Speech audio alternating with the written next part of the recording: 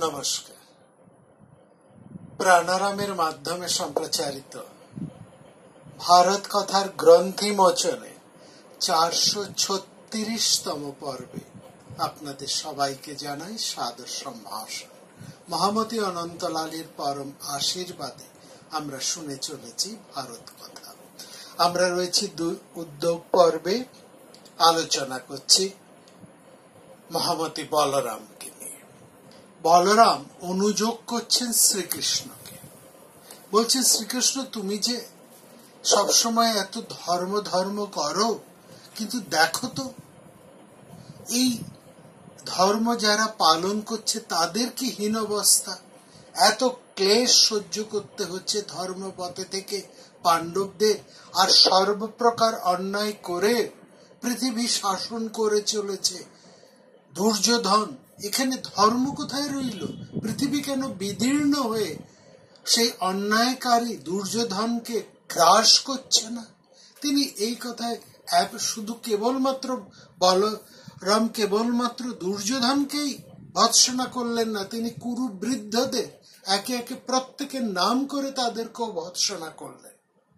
ঠিক এইখানে মহাভারতের একটি ভিন্ন পাঠে আমরা দেখছি বলরাম যখন শ্রীকৃষ্ণকে এইভাবে নানান কথায় তর্জন গর্জন করে, তিনি সরাসরি শ্রীকৃষ্ণের ধর্মকেই প্রায় সাধারণ মানুষের যুক্তিতে সাধারণই ভাষায় চ্যালেঞ্জ করে বসলেন।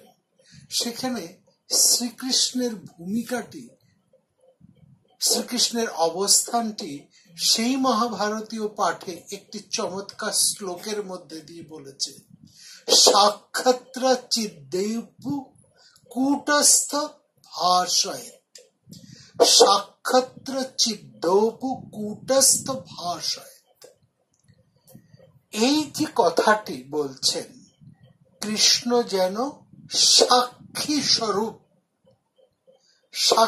স্বরূপ হয়ে, সমস্ত চিৎ শক্তির পরম সাক্ষী স্বরূপ হয়ে, কূটস্থ পুরুষ হয়ে তিনি যেন ভাসমান অবস্থায় বিরাজ করছেন। তিনি যেন সেখানে ওই অবস্থায় তিনি প্রকাশ করছেন নিজেকে, তিনি যেন সাক্ষী রূপে। ভাষয়ত শব্দের অর্থ এখানে প্রকাশ করা। শ্রীকৃষ্ণ যেন সাক্ষী পুরুষ হয়ে তিনি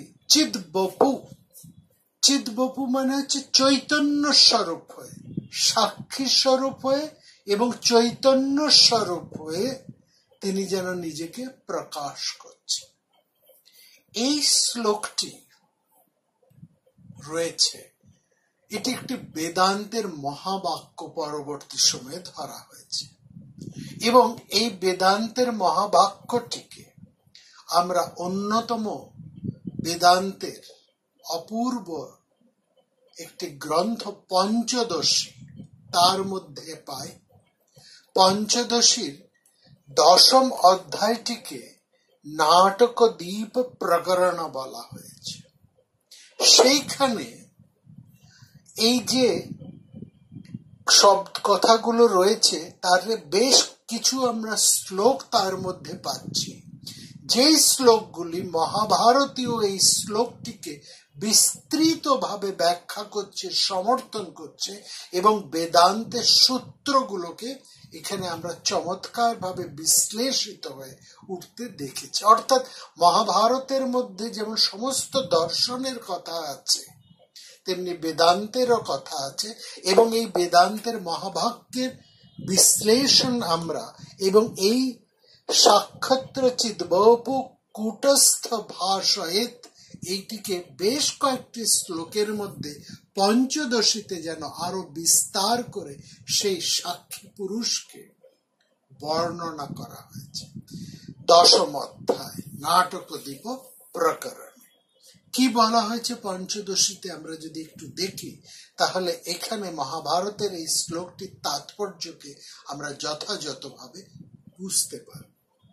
সেখানে বলা হচ্ছে, ওই পঞ্চদশীর এই দশম অধ্যায়ের একটি শ্লোকে বলা হচ্ছে, কর্তারঞ্চ ক্রিয়াং তদ্দৎ ব্যবহৃত বিষয়ানপি কর্তারম চ ক্রিয়ায় তদ্দৎ ব্যবহৃত বিষয়ানপি।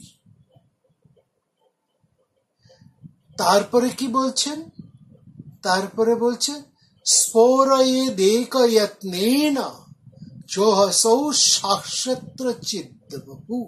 এই চিদ্বপুকে এখানে যে চৈতন্যকে এখানে ব্যাখ্যা করছে, কি চমৎকার ভাবে ব্যাখ্যা করছে। বলছেন যে অহংকার স্বরূপ জীবকে, যে জীব নিজে অহংকার করেন, আমি অভিমানী কর্তা, আমি অভিমানী কর্তা, তার দুটো ক্রিয়া আছে। এই অভিমানী কর্তার দু ধরনের ক্রিয়া, একটি হচ্ছে তার অন্তর্বৃত্তিক ক্রিয়া, আরেকটি হচ্ছে তার বহির্বৃত্তিক ক্রিয়া। অর্থাৎ মনের এই আমি, এই আকার, আমি হচ্ছে এই যে বৃত্তি, এটা হচ্ছে তার অন্তর্বৃত্তি। তার অন্তর্বৃত্তিক কর্তাকে সে প্রকাশ করে। আর এই তার শরীর, এটা হচ্ছে তার বহির্বৃত্তি। এই শরীরটাকে সে আমি বলে মনে করে।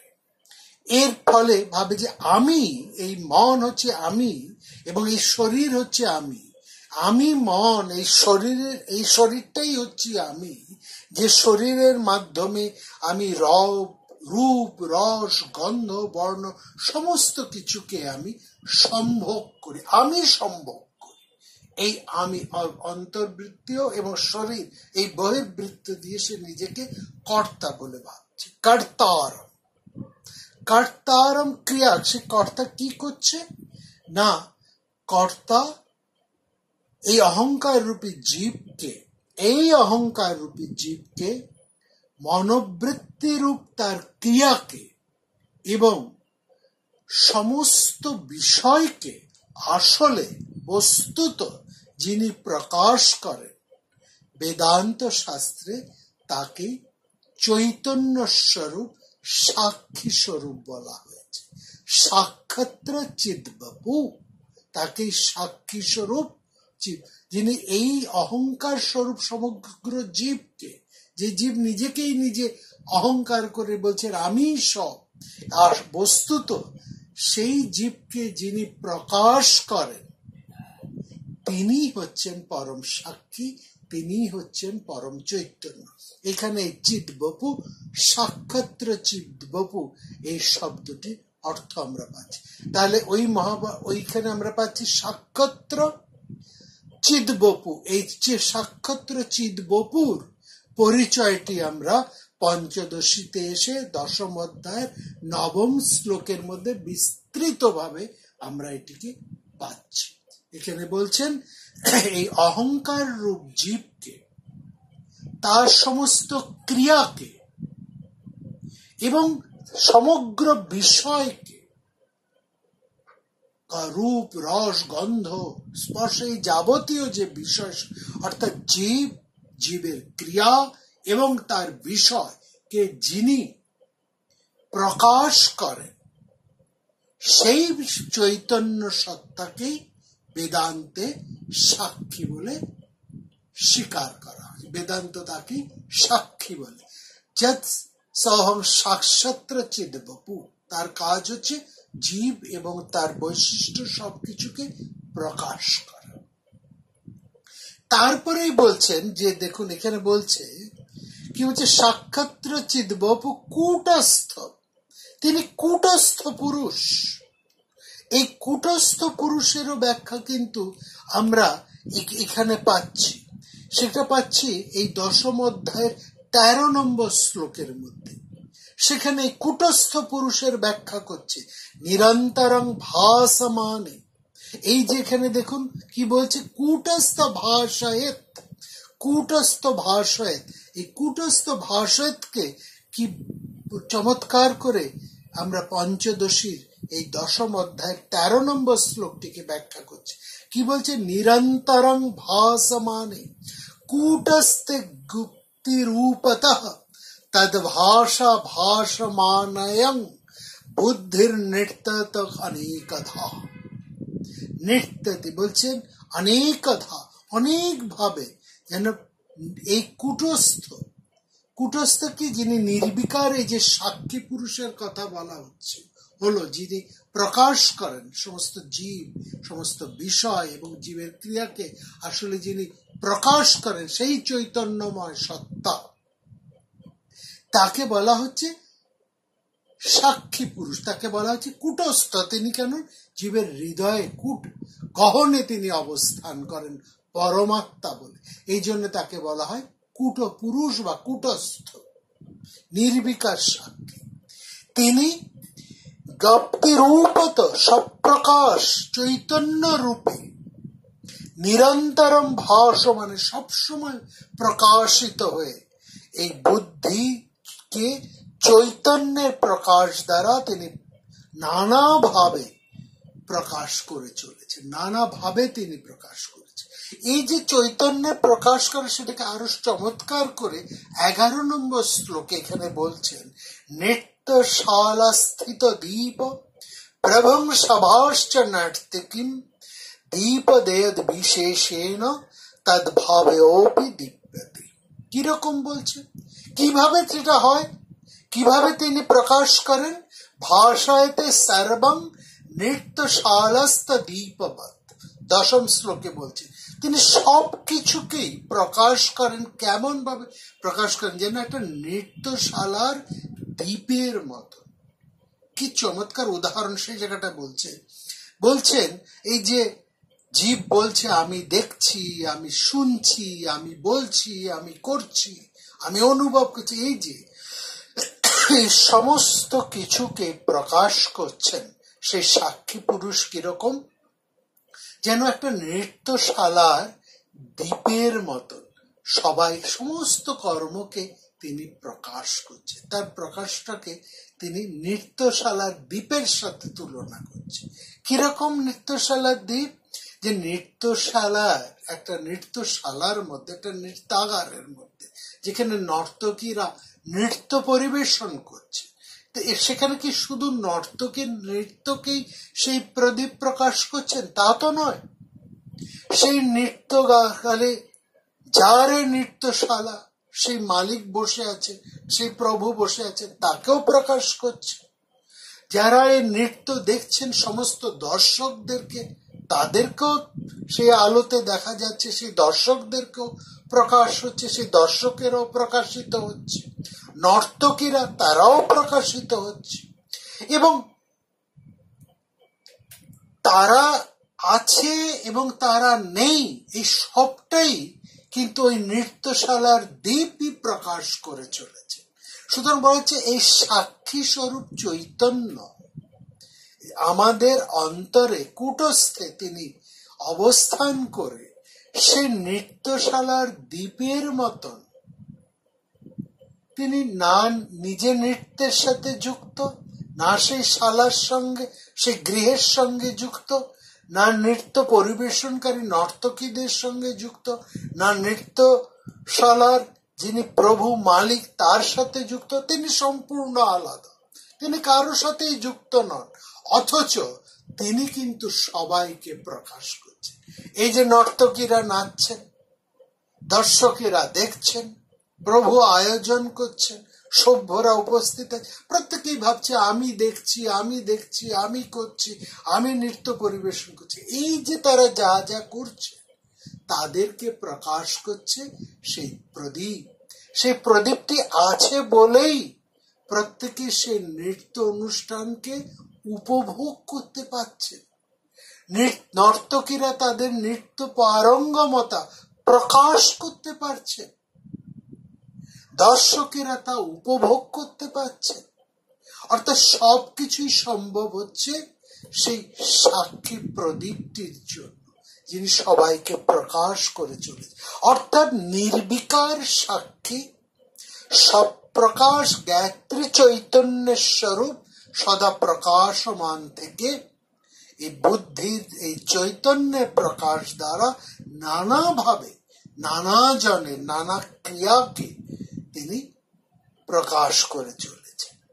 এখানে খুব চমৎকার করে এই পঞ্চদশী বলছেন, এই যে আমি করছি, মালিক যে নৃত্যশালার মালিক তিনি বলছেন আমি আয়োজন করেছি এই নৃত্য।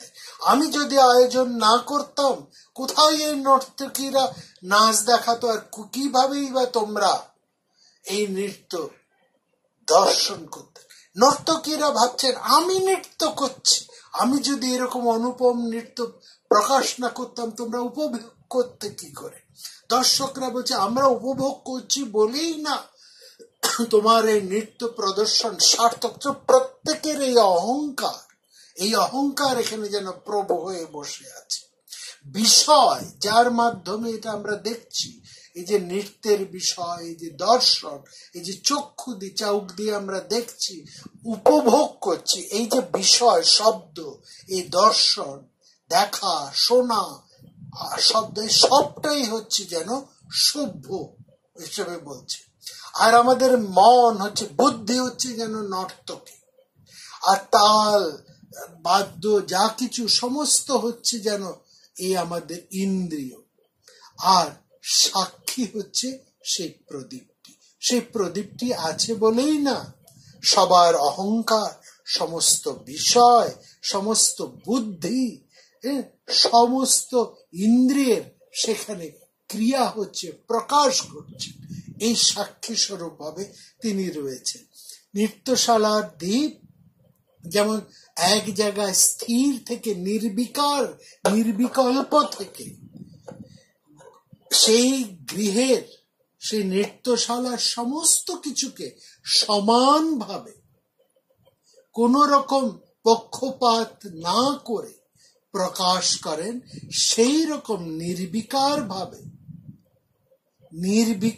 ভাবে কোনো পক্ষপাত না করেও সাক্ষী সবার ভেতর এবং বাহিরকে তিনি সব সময় করে থাকেন। এই কোনো কিছুর সঙ্গে তিনি লিপ্ত নন, অথচ তিনি আছেন বলেই সমস্ত কিছু প্রকাশ ঘটে চলেছে। এখানে শ্রীকৃষ্ণের ভূমিকাটাকেও এখানে সেই একই রকম ভাবে বলছেন। সেই মহাভারতের পাঠে সেখানে বলছে শ্রীকৃষ্ণ যেন এত কিছু বলরাম তর্জন গর্জন করলেন, কোথায় ধর্ম, কোথায় কি ইত্যাদি, শ্রীকৃষ্ণ যেন স্মিত হাস্যে চুপ করে সব সেই প্রকাশ স্বরূপ নৃত্যশালার সেই দ্বীপের মতন কুটস্থ পুরুষ হয়ে, সাক্ষী স্বরূপ হয়ে তিনি সমস্ত কিছুকে যেন প্রকাশ করে চলেছেন। কিভাবে প্রকাশ করে চলেছেন পঞ্চদশী তার সঙ্গে একটি শব্দ, একটি উদাহরণ তুলে দিয়েছেন, নৃত্যশালাস্থ দ্বীপ। শ্রীকৃষ্ণ যেন সাক্ষী স্বরূপ হয়ে, চিৎ স্বরূপ হয়ে, কূটপুরুষ হয়ে সমস্ত জিনিসকে তিনি প্রকাশ করে বলছে বলরাম তোমার এই মুহূর্তের, তোমার যা কিছু অন্তরের কথা, যা তুমি বলতে চাইছো, উত্তেজনার বশবর্তী হয়ে তুমি যে সমস্ত কথা বলছো, এই সবটাই শ্রীকৃষ্ণ যেন নির্বিকার ভাবে তিনি সবকিছুকে উড়িয়ে দিয়ে, কোনোটাকেই তিনি আর কোনো গ্রাহ্য করলেন। তিনি সবারকে উপস্থিত মহাভারতের সমস্ত ঘটনার সাক্ষী স্বরূপ হয়ে বসে আছে। তিনি যেন সবকিছুকেই প্রকাশ করে চলেছেন।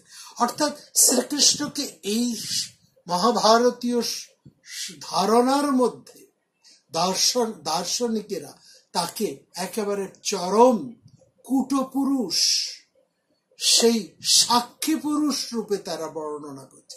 শ্রীকৃষ্ণ যেন এমন ভাবে সেই মহাভারতের রাজনৈতিক ক্ষেত্রে তিনি এতটাই ব্যক্তিত্ব সম্পন্ন হয়ে আছেন যে তিনি যেন সাক্ষী পুরুষ, অর্থাৎ তিনি সবাইকে প্রকাশ করে চলেছেন। কেবলমাত্র তা নয়, তিনি যা চাইছেন, যেমন ভাবে চলেছেন, তার নির্দেশে প্রত্যেকেই যেন নিজের অভিনয়টুকু করে চলেছে। মহাভারতের এই দর্শন শ্রীকৃষ্ণকে এই সাক্ষী পুরুষ রূপে, কূটস্থ পুরুষ রূপে, চিৎ পুরুষ রূপে তাকে প্রতিষ্ঠা দিয়েছেন। তার একটা অনুপম বৈদান্তিক দার্শনিক একটি অবস্থান আমরা মহাভারতের এই পাঠের মধ্যে পাচ্ছি। তাহলে এখানে দেখলাম বলরাম এত যে তিনি উত্তেজিত হয়ে এত কথা বলছেন, সাত্যকী কিন্তু বলরামকে খুব ভালো করেছে। সুতরাং তিনি বলরামের এই উত্তেজনা, তার এত আবেগ সম্বলিত কথাকে থামিয়ে দিয়ে বলছেন যে আপনি নিশ্চয়ই পারেন, আপনি একলাই পারেন কৌরবদেরকে ধ্বংস করে দিতে, কিন্তু এখন নয়। এখন আপনি চিৎকার করে আবেগ তাড়িত হয়ে নিজের সব শক্তিকে নিঃশেষ করে দেবেন না। কোথাও যেন তার কথার মধ্যে, সাত্যকীর কথার মধ্যে একটা শ্লেষও আমরা দেখতে পাচ্ছি। সেখানে তিনি বলছেন, যখন পরবর্তীকালে আমরা সবাই পাণ্ডবদের পক্ষভুক্ত হয়ে দুর্যোধনের বিরুদ্ধে অস্ত্র ধারণ করব, অর্থাৎ বলরামের ছেলেরা, কৃষ্ণের ছেলেরা অভিমন্যুকে অগ্রবর্তী করে সমস্ত যদুবৃষ্ণি বীরেরা যখন দুর্যোধনের বিরুদ্ধে যুদ্ধযাত্রা করবেন, সেই সময়কার শক্তিটুকু, সেই সময়কার সমর্থনটুকু যেন বলরাম ধরে রাখে। আমরা সাত্যকীর এই কথার থেকে এটা স্পষ্ট বুঝি, সাত্যকীর কথাটাও আমরা বুঝি, বলরামের এই উত্তেজনাটাকেও আমরা বুঝি, কিন্তু দুজনের মানসিকতার মধ্যে যে একটা তফাৎ, সেটাও আমরা কিন্তু বুঝতে পারি। সমস্ত বিপদের সঙ্গে সাত্যকী কিন্তু ভীষণ ভাবে জড়িয়ে আছেন পাণ্ডবদের সাথে, বলরাম কিন্তু নেই।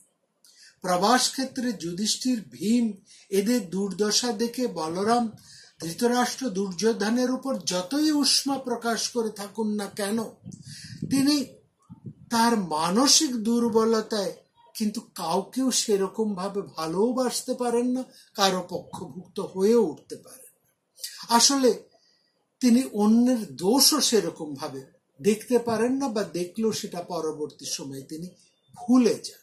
আসলে সাত্যকী তো বলরামকে খুব ভালো করেই চিনতেন, এবং চিনতেন বলেই তিনি বলরামকে থামিয়ে দিয়ে বলছেন যে যখন প্রয়োজন হবে তখন আপনি আপনার বলবীর্যতা যেন প্রকাশ করেন, সেই সময়ের জন্য আপনি আপনার সমস্ত উত্তেজনা, সমস্ত বীরত্ব, সমস্ত ক্রোধটুকুকে সংবরণ করে রাখুন। বলরামের এই কথার, এই উত্তেজনা বাক্যের কোনো উত্তর কিন্তু সেই সময় যুধিষ্ঠির দেননি। যাকে অনেকে আমরা যুধিষ্ঠিরকে ভাবি যে তিনি বুঝি এত কিছু বোঝেন না, রাজনৈতিক তাৎপর্য বোঝেন না, হয়তো তিনি একটু সহজ সরল, তা নন। যুধিষ্ঠির আর বলরামকে এক মাপে ফেলা যাবে না, এক মাত্রায়, এক স্কেলে ফেলা যাবে না। বলরাম বোকাশোকা মানুষ, সহজভাবে তিনি উত্তেজিত হন, আবার ভুলেও যান। যুধিষ্ঠির কিন্তু সেই মানসিকতার লোক নন। তিনি চুপ করে থাকেন বলে তাকে লোকে হয়তো ভুল বোঝে, কিন্তু তিনি বলরামের এই সমবেদনায় কোনো প্রতিক্রিয়া দেখাননি, কোনো উত্তরও তিনি বলরামকে সরাসরি দেননি। একেবারে শেষে সাত্যকী যখন বলরামকে থামিয়ে দিয়ে একটা দীর্ঘ ভাষণ দিলেন, প্রায় যেন সাত্যকী ঝাঁপিয়ে পড়তে চাইছেন তার সমস্ত শক্তি নিয়ে অভিমন্যুকে নেতা করে দুর্যোধনের প্রতিপক্ষতায়, সেই সময় আমরা দেখছি যুধিষ্ঠির সাত্যকীকে বলছেন তার ধীর অথচ দৃঢ় কণ্ঠস্বরে বলছেন, এই শ্রীকৃষ্ণকে আমি চিনি এবং তিনিও আমাকে সঠিকভাবেই চেনেন। কৃষ্ণস্তু মাং বেদ যথাবদ এক কৃষ্ণঞ্চ বেদাহমথ যথাবদ। আমি যেমন তাকে চিনি, তিনিও ঠিক তেমন ভাবে আমাকেও চেনেন। তার মানে বলরাম যতই যুধিষ্ঠিরের প্রতি সমবেদনার কথা বলে এই মুহূর্তে ধৃতরাষ্ট্র দুর্যোধনকে বিরুদ্ধে যতই তর্জন গর্জন করুন না কেন, যুধিষ্ঠির বলরামকে সঠিকভাবে চেনেন না, এবং বলরামও যুধিষ্ঠিরকে সঠিকভাবে চেনেন না। যুধিষ্ঠির বলেছেন, কৃষ্ণ যখন উপযুক্ত সময় হবে তখনই তিনি যুদ্ধের উদ্যোগ নেবেন, এখন নয়। অর্থাৎ কৃষ্ণই হচ্ছে সঠিক মানুষ, তিনি জানেন কোন সময় যুদ্ধের উদ্যোগ নেওয়ার প্রয়োজন। অর্থাৎ যুদ্ধের উদ্যোগ নেবার যে একটা নির্দিষ্ট সময় আছে, কাল আছে, সেইটি আমি যেমন বুঝি শ্রীকৃষ্ণও ঠিক সেরকম কথা। এইটাই হচ্ছে আসল কথা। অর্থাৎ আমরা দেখলাম সে সময় যদু, বৃষ্টি এবং অনেকেই, এবং বিশেষ করে দ্রৌপদী তো নিরন্তর পাণ্ডবদেরকে উত্তেজিত করতে চেয়েছেন, যুদ্ধ করে ঝাঁপাতে চেয়েছেন কৌরবদের বিরুদ্ধে। যুধিষ্ঠির কিন্তু অনমনীয়, দৃঢ় তিনি রয়েছেন। তিনি কিন্তু বলেছেন উপযুক্ত সময় ছাড়া আমাদের যুদ্ধ যাত্রা করলে তা আমাদের পক্ষে বরং বিপরীতই হবে। কোনো ভাইদের কথায়, অন্য কারো কথায় তিনি আহত হয়েছেন, অসম্মান বোধ করেছেন, অসম্মানিত হয়েছে, দুঃখ পেয়েছে, কিন্তু কারো কথার দ্বারা তিনি প্রভাবিত হয়ে যুদ্ধে ঝাঁপিয়ে পড়েন। কারণ তিনি জানেন যে প্রত্যেকটা কাজের একটা নির্দিষ্ট সময় আছে, এবং সেই নির্দিষ্ট সময়টাকে কিন্তু অতিক্রম করতে নেই, সেটাও তিনি জানেন। এবং তিনিও যেমন জানেন, শ্রীকৃষ্ণ এটি জানেন। শ্রীকৃষ্ণ মাঝে মাঝে কিন্তু দ্রৌপদীকে সান্ত্বনা দিয়েছেন, এটা দেখেছি।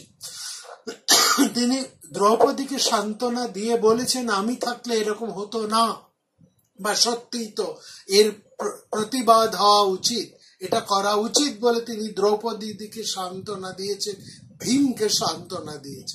কিন্তু তিনি কখনোই যুধিষ্ঠিরকে অতিক্রম করেননি, কারণ শ্রীকৃষ্ণ জানেন যে উদ্যোগটা, যুদ্ধের উদ্যোগ নেবারও একটা নির্দিষ্ট কাল আছে, সময় আছে। সেই কাল এবং সময়টা কিন্তু এখন উপস্থিত হয়েছে। সেই উদ্যোগ পর্বে এখন উপস্থিত হয়েছেন শ্রীকৃষ্ণ। সেই যুদ্ধের কথাও তিনি উচ্চারণ করে দিয়েছেন ইঙ্গিতে। অর্থাৎ ধৃতরাষ্ট্র এবং তার পুত্র দুর্যোধন যদি ভালোয় ভালোয় পাণ্ডবদের রাজ্য ইন্দ্রপ্রস্থ ফিরিয়ে না দেন, সেখানে তারা যদি যুদ্ধ করার কথা ভাবেন, তাহলে পাণ্ডবরা তাদের ভাষাতে অস্ত্র ধারণ করে অবশ্যই যুদ্ধ করবে। অর্থাৎ যুদ্ধের জবাব দিতে পাণ্ডবেরাও জানে, এবং পাণ্ডবদের সমর্থন করার জন্য সমস্ত যদু, বৃষ্ণি, শাক্যদের সাথে পাঞ্চালরাও একই সঙ্গে পাণ্ডবদেরকে ঝাঁপিয়ে পড়বে হস্তিনাপুরের বিরুদ্ধে। যে বলরাম সেই সময় ওই মুহূর্তে এত উত্তেজনা কথা বলে তিনি যেন এই মুহূর্তেই ঝাঁপিয়ে পড়তে চাইছেন পাণ্ডবদের প্রতিপক্ষ, এই কৌরবদের প্রতিপক্ষতায়, তিনি যেন এই মুহূর্তে শেষ করে দিতে চাইছেন কৌরবদের। তিনি বলছেন পৃথিবী কেন বিদীর্ণ হয়ে ধৃতরাষ্ট্র দুর্যোধনদেরকে গ্রাস করছে না। সেই কতদিনের আর তফাৎ এই কথার সাথে আর আজকের সভা পর্বের কতটুকু তফাৎ, কত মাসের তফাৎ। সেই আনপ্রেডিক্টেবল বলরামের আজকের কথা তাকে লক্ষ্য করুন। প্রবাস তীর্থে দেখা হবার পর আর পাণ্ডবদের বনবাস পর্ব আর কতদিনের ছিল?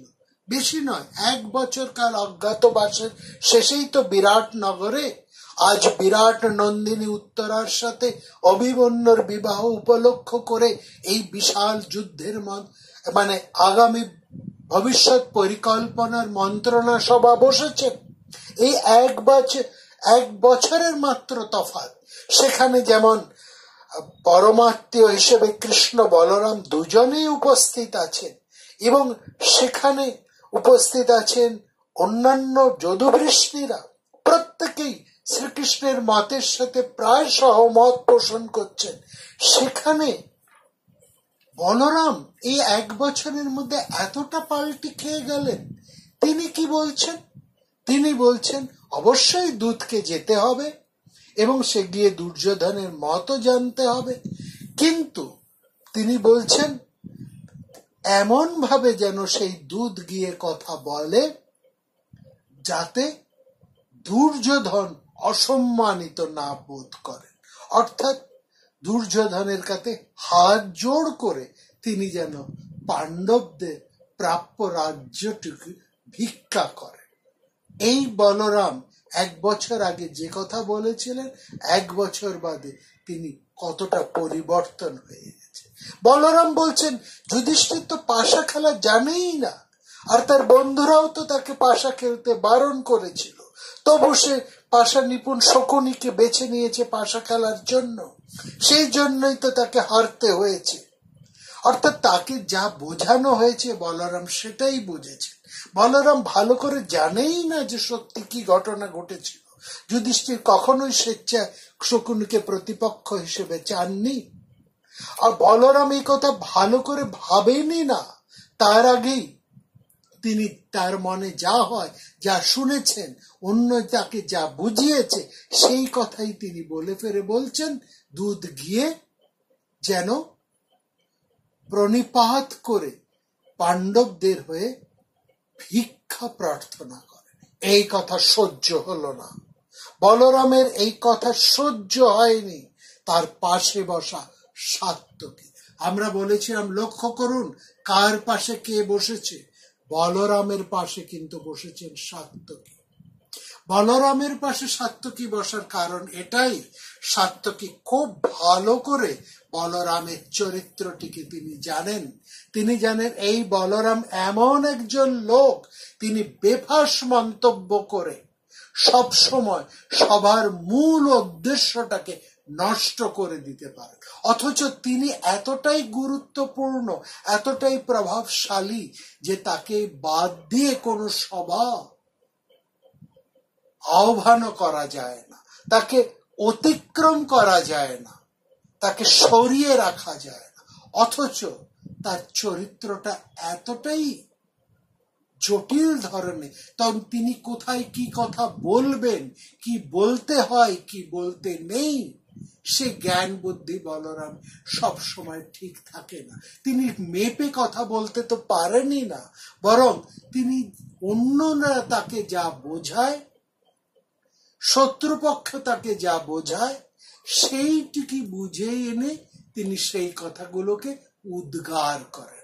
বলরামকে কন্ট্রোল করতে হয়। বহুবার যদুবৃষ্ণির সভাতেই আমরা দেখেছি বলরামকে কন্ট্রোল করতে হয়েছে, কারণ আমরা দেখেছি ইতিপূর্বে বলরাম তার প্রিয় ভাইকে কিন্তু বহুবার বিব্রত করেছেন, তাকে চোর বলে ভৎসনা করেছেন, অপবাদও দিয়েছেন। এই বলরামকে কন্ট্রোল করার জন্যই এইখানে বলরাম যাতে এমন কিছু না করে ফেলতে পারেন যাতে সবার উদ্দেশ্যটাই নষ্ট হয়ে যায়, সেই জন্য সাত্যকী একেবারে বলরামের পাশের আসনটি বেছে নিয়েছে। এবং ঠিক তাই সবাই সাত্যকী যা ভেবেছিলেন, যদুবৃষ্ণিরা মোটামুটি যা ভেবে রেখেছে, বলরাম ঠিক সেই কাণ্ডটি করে ফেলেছে। এবার বলরামকে সামলাবার জন্য তেলে বেগুনে জ্বলে উঠলেন সাত্যকী। তিনি কি কথা বললেন এবং তার পরে সবার কি ঘটনা বা কি প্রতিক্রিয়া হলো, সেটা আমরা শুনবো আগামী